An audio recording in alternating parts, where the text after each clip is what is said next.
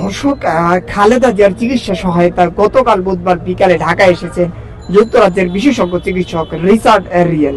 তার চিকিৎসা সহায়তা করতে গতকালই যোগ দেন চীন থেকে আসা 4 সদস্যের একটি চিকিৎসক দল। এর আগে গত 1 ডিসেম্বর চীনের চিকিৎসকদের 5 সদস্যের একটি দল ঢাকায় আসে।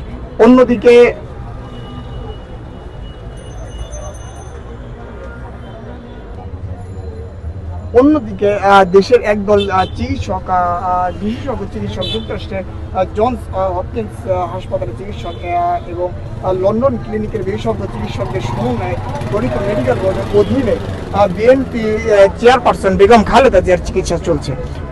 গত 23 নভেম্বর থেকে বসুন্ধরা এভারকেয়ার হাসপাতালে চিকিৎসাধীন আছেন বিএনপি চেয়ারপারসন বেগম খালেদা জিয়া। তবু ফুসফুসের সংক্রমণের অবস্থার অবনতি হলে 27 নভেম্বর থেকে ক্রিটিক্যাল কেয়ার ইউনিট চিকিৎসকরা তাকে বিশেষ অবস্থায় নিবিড়ভাবে চিকিৎসা দিচ্ছেন।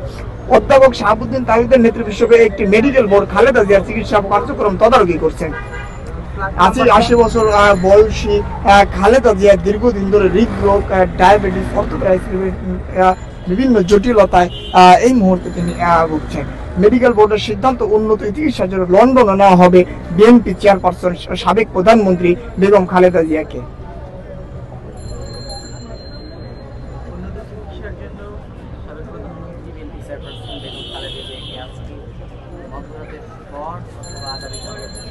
সকালের মধ্যে